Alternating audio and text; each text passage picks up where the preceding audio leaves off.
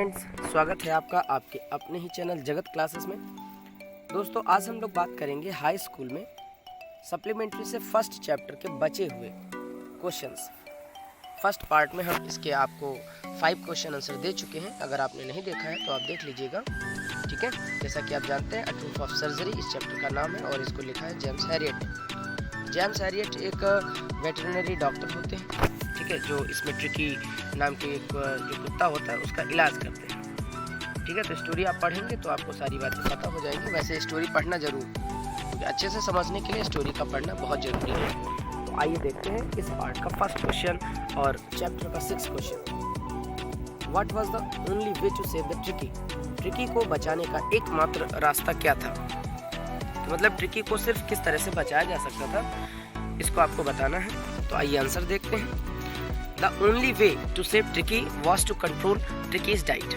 देखिए, ट्रिकी को बचाने का एकमात्र रास्ता ट्रिकी की डाइट को कंट्रोल करना, मतलब जो डाइट होती है, एक आहार होता है, उसको कंट्रोल करना था, संतुलित आहार देना था। वैसे तो कुछ समय के लिए तो इस स्टोरी के अकॉर्डिंग देना ही नहीं है। आगे आप पढ़ेंगे इसमें कि अकॉर्डिंग द डॉक्टर के अनुसार no medicine was required to treat the Tricki. तो डॉक्टर के अनुसार अगर बात करें तो ट्रिकी को किसी भी दवा की तो कोई आवश्यकता थी ही नहीं थी।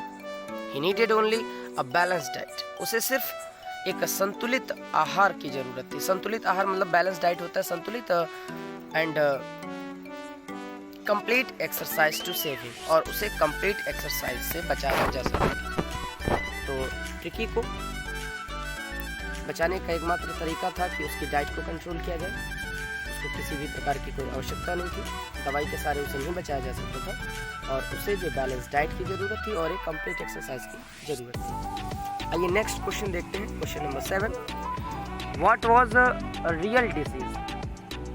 मतलब वास्तविक बीमारी पूछा जा रहा है कि क्या थी that tricky was suffering from, जिससे ट्रिकी जो है पीड़ित था। मतलब वो बीमारी आपको बतानी है जिससे ट्रिकी पीड़ित था। तो एक्चुअली आंसर में देखेंगे, actually tricky had not any physical disease. अगर वास्तविकता में देखें तो ट्रिकी को कोई शारीरिक बीमारी ही नहीं थी। He had a vomiting problem. उसको उल्टी की समस्या थी। बिकॉज ऑफ ओवर फीडिंग, अत्यधिक खिलाए जाने की वजह से उसे वोमिटिंग की प्रॉब्लम थी। वही आप लोग भी जानते हो कि जब हम कभी ज़्यादा खा लेते हैं, मतलब से ज़्यादा खा लेते हैं, तो हम लोगों को भी यही होता है, उल्टियाँ महसूस होती है। कभी कभी ना पार्टी में चले जाते हैं और सोचते हैं कि नहीं, आज भैया पनीर बहुत अच्छे से मिलेगा, तो चलो आज हम खींच के खाते हैं। पनीर भी है और बहुत सारी डिशेस मिल जाती हैं, जो बहुत सारे लोग, वैसे सबको तो नहीं कह रहे हैं, लेकिन बहुत सारे ऐसे लोग हैं जो खींच करके खाते हैं और खाते ही चले जाते हैं, भले ही उनको वोमिटिंग महसूस क्यों ना हो, ठीक है। तो ऐसे में आप लोगों को बच के रहना है, सिर्फ संतुलित लेना है, एक बैलेंस डाइट की तरह आपको खाना है, जिससे आपको कभी प्रॉब्लम नहीं होगी। फिलहाल आंसर देखेंगे, because he did not take a proper physical exercise, क्योंकि उसे किसी प्रॉपर फिजिकल एक्सरसाइज की जरूरत नहीं,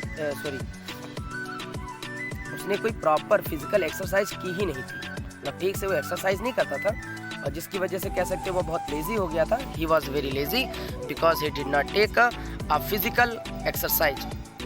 बहुत लेजी हो गया था क्योंकि वो कोई जो है शारीरिक एक्सरसाइज नहीं करता था, व्यायाम नहीं करता था, ठीक है। सिर्फ उसकी तो एक ही आदत थी कि जो भी मिले खाते चले जाओ, खाते चले जाओ, खाते चले जाओ, भले ही मुंह से बाहर आ जाए, है ना। तो इसीलिए लिखा गया है कि वोमिटिंग प्रॉब्लम थी।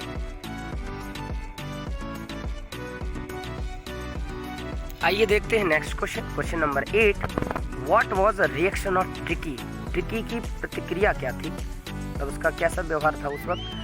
When his mistress went to receive him, जब उसकी मालकिन ने उसे रिसीव किया तो उसकी प्रतिक्रिया कैसी थी, उसका रिएक्शन कैसा था। तो आंसर देखेंगे, when Tricki saw his mistress, जब ट्रिकी ने अपनी मालकिन को देखा।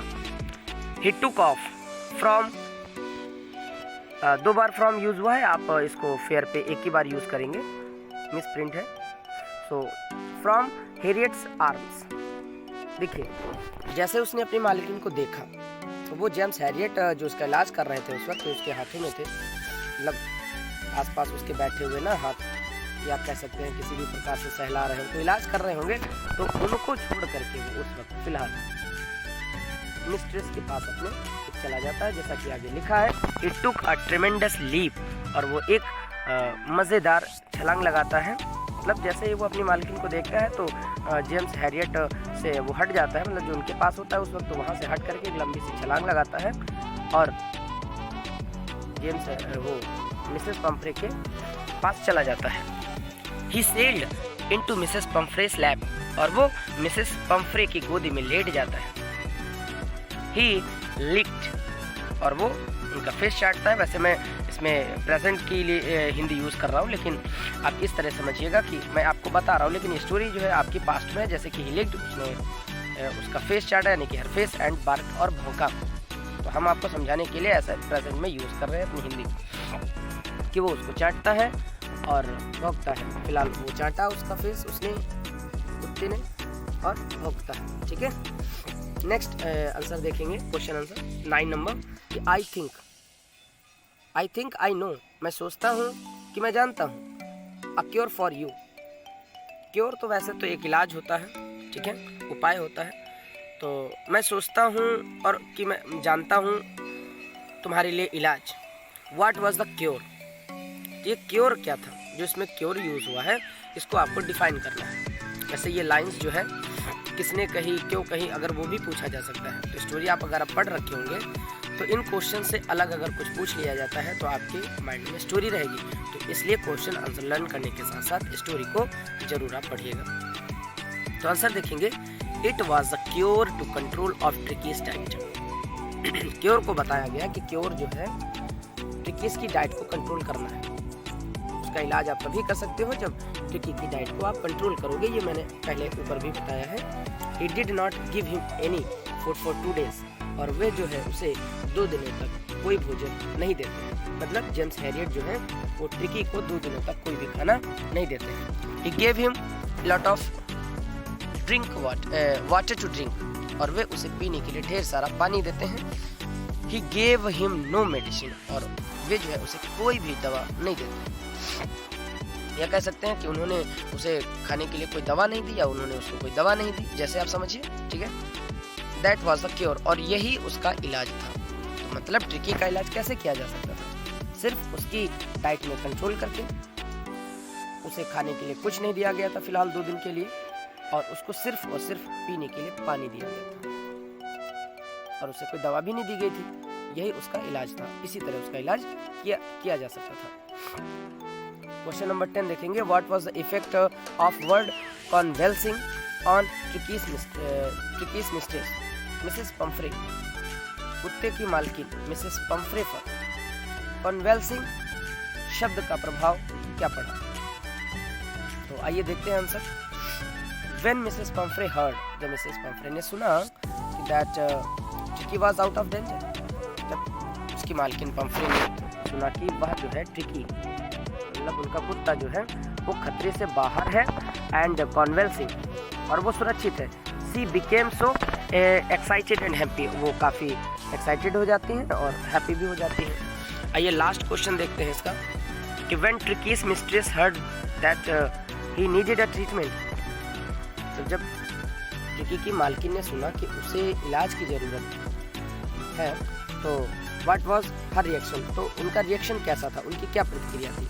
देखिए मैं आपको बता दूं कि ट्रिकी जो है उनका पालतू कुत्ता तो था, लेकिन जो उसकी मालकिन थी उसको कुत्ते की तरह नहीं, अपने एक घर के सदस्य की तरह काफ़ी उसको मानती थी, उसको लाड करती थी, उसकी केयरिंग करती थी। तो जब उन्होंने ऐसा सुना तो आंसर हम देख लेंगे फिलहाल, कि hearing this from doctors mouth, तो डॉक्टर के माउथ से ये सुन करके कि उसको इलाज की ज़रूरत है, तो जब मालकिन ने उसकी सुना कि डॉक्टर ऐसा कह रहे हैं, तो डॉक्टर के मुंह से ऐसा सुनकर शीशोन, वो बेहोश हो गई।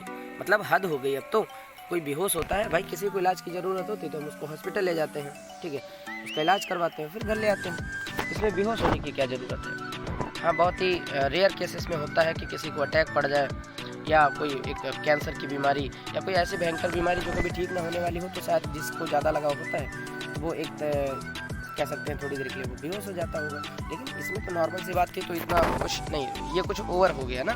जैसे कहते हैं ना पर्सन, वो हाइपरबोलिक फिगर ऑफ स्पीच है, इसमें बताया जाता है कि ना बढ़ा चढ़ा कर बोलो, इतना बोलो कि यकीन करना मुश्किल हो। फिलहाल आगे देखेंगे। सी वॉज श्योर, वो निश्चिंत थी या उसे मालूम था दैट कि ट्रिकी वुड डाई, कि ट्रिकी मर जाएगा, इफ अगर he did not see her everyday, कि अगर ट्रिकी उसे रोज नहीं देखेगा, मतलब उसका कुत्ता अगर मिसेस पंफरे को यानी कि उनको नहीं देखेगा अगर हर रोज, तो वो मर जाएगा। वो ऐसा सोचती थी। लेकिन ऐसा होता नहीं है कि कोई एक दिन अगर अपनों को भी ना देखे, 1-2 दिन 3 दिन, अरे कभी भी मर जाता है। महीनों सालों तक लोग अपना इधर उधर रहते हैं तो क्या मर जाते हैं। लेकिन बट वो थोड़ा ओवर केयरिंग थी, इसीलिए उसको ओवर फीडिंग कराती थी, इसीलिए उसकी हालत हुई थी, उसकी ओवर केयरिंग की वजह से। सो गाइस, अगर आपको ये चैप्टर अच्छा लगा है, क्वेश्चन आंसर समझ में आया है, तो इसको लाइक छोटा सा बनता है वो तो कर ही दीजिएगा, बट अपने फ्रेंड्स को ये वीडियो शेयर कर दीजिएगा, उनके लिए काफ़ी इंपॉर्टेंट है और आपके लिए भी है। आप इसको अपनी फेयर कॉपी पे नोट कर लीजिएगा। तो मिलते हैं नए वीडियो के साथ, तब तक के लिए नमस्कार। Thank you so much for watching my videos. Thank you.